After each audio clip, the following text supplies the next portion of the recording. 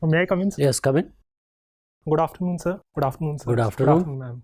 Please be seated. Thank you, sir. Are you fully vaccinated? Yes, sir. No symptoms of COVID? No, sir. You may remove your mask. Okay, sir. Please introduce yourself to the board, highlighting your educational qualification and job experience, if any. Sir, I am Naman Goyal. I was born and brought up in Jaipur. I did my BTech in Chemical Engineering from IIT Bombay. Sir, currently I am residing in Mumbai with my family. I don't have any work experience. And sir, I enjoy reading about the civil aviation industry and traveling, sir. Naman, you are a high achiever, I feel. 9.1 CGPA you have obtained. Thank you, sir. So, what is the role of a high achiever like you in the civil services? Sir, during my college, I have tried to be as hardworking as possible and focus on my studies. Sir, this dedication and focus is very crucial in the civil services because a commitment to the civil services by a civil servant is utmost required.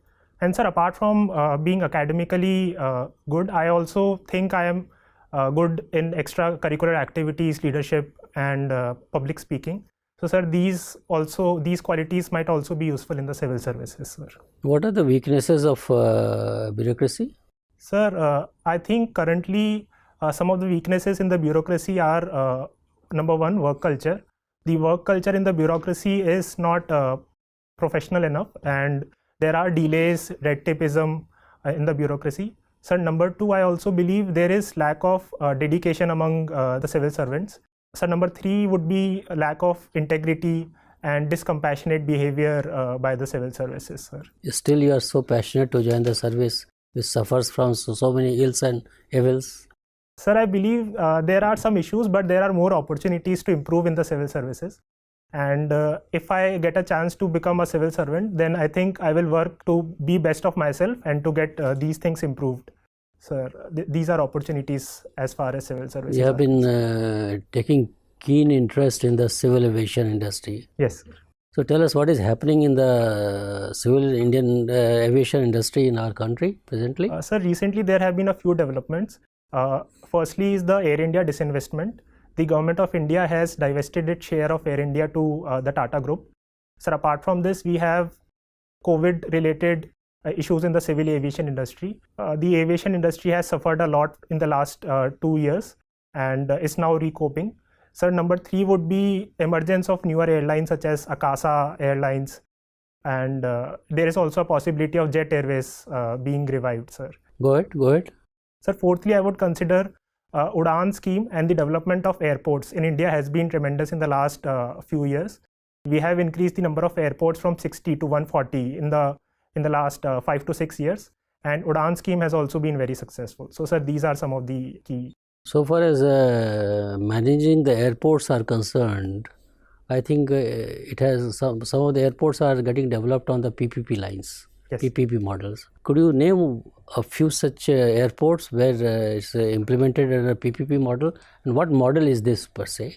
Sir, recently the government and the Airport Authority of India has divested its share in some of the airports such as Guwahati, Thiruvananthapuram, Lucknow, Jaipur to private companies, and from the money that they have been getting through a lease or disinvestment, they will be using in development of greenfield or brownfield airports, sir. Okay, what is the difference between privatization and divestment? You said that Government of India has divested. Yes, sir. In Air India. I say it's a sell-off. It's not divestment, it's pure privatization. Yes. Is there any dispute between your argument and my argument? Sir, I believe divestment of share can be from a very low amount, let's say 5% to even 100%. So when we divest the majority stake in any company, then it is privatization. Good. Suppose now, do you think it's a good idea to divest Air India and privatize it 100%? Then the government is left with no agency to really deal with in cases of international crisis. You know the history of Air India. Whenever crisis has taken place, Air India, services of Air India have been utilized to its fullest. Now, in future, if we are faced with a similar situation, how the government is going to deal with the situation? Sir, it is true that Air India has been crucial in eviction in various war-torn regions and in the recent COVID-19 pandemic also. Sir, we have seen in Yemen, in Nepal during the earthquake, Afghanistan, COVID-19, Ukraine. But sir, the recent Ukraine crisis has proved that even the private airlines such as Indigo, SpiceJet, and the Indian Air Force also has large capability to bring back Indian citizens.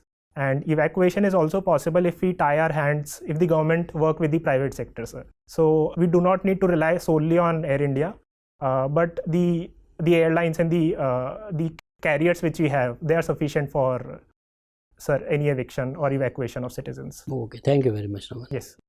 Naman, I can see that you graduated from IIT Bombay. Yes, sir. But Bombay was changed to Mumbai long ago. Why IIT is still IIT Bombay? Sir, there are a few reasons why the name of IIT Bombay might not have changed.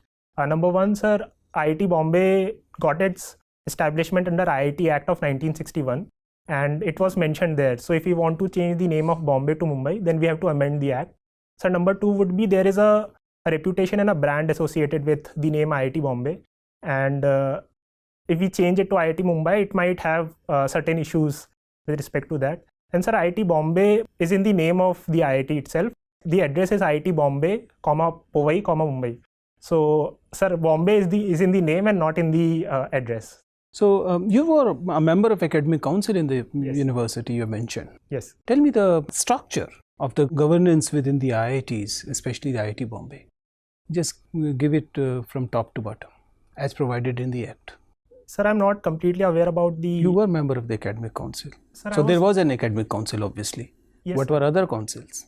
Sir, I was member of the student academic council. So I was not part of the governing body per se.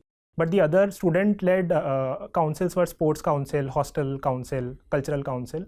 So we were basically furthering the interest of the students towards the dean, the academic governing body as well, sir. Why is it so that the many universities have contributed a lot when it comes to the student politics and the activism, but IITs always lag behind? They're never seen when the issues of national importance are cropping up in different campuses. It appears that the engineers or people like students in the IITs are cut off from the political realities of the nation. Is it true? Sir, in this case, I would believe that it is not completely true that the students of IIT are not participating in or not aware about the current happenings, especially in the political sphere. During the Citizenship Amendment Act, there was large-scale participation in rallies by the IIT students in our campus.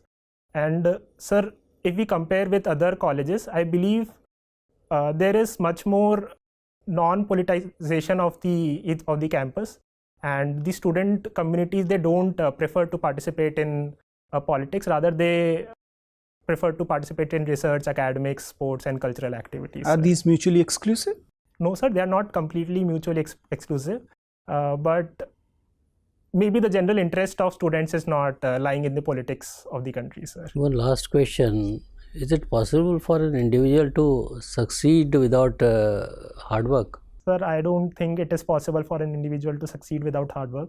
Hard work is key for any person, because hard work gives that strength, that knowledge, experience, a better character, attitude in a person, so that he can excel in whatever field he might want to. Given the choice, what will you choose, hard work or smart work? Sir, I would choose smart work. Okay, thank you very much, Naman. Your interview is over. You may go now. Thank you, sir. Please sit, Naman. So, how was your experience, Naman? Sir, it was good. When is your interview? So it's on 12th of May. 12th. Yes. Which attempt is this? Sir, second attempt. This is your second attempt. First at the interview? Yes. Naman, you are an excellent candidate for the civil services. Thank you, sir. Number one, age is on your side. Very youthful look. Thank you, sir. Man of integrity. A very confident looking candidate with a lot of conviction. Very vibrant person. Thank you, sir. So you could engage in a variety of subjects, and by and large, in one word, your performance was excellent.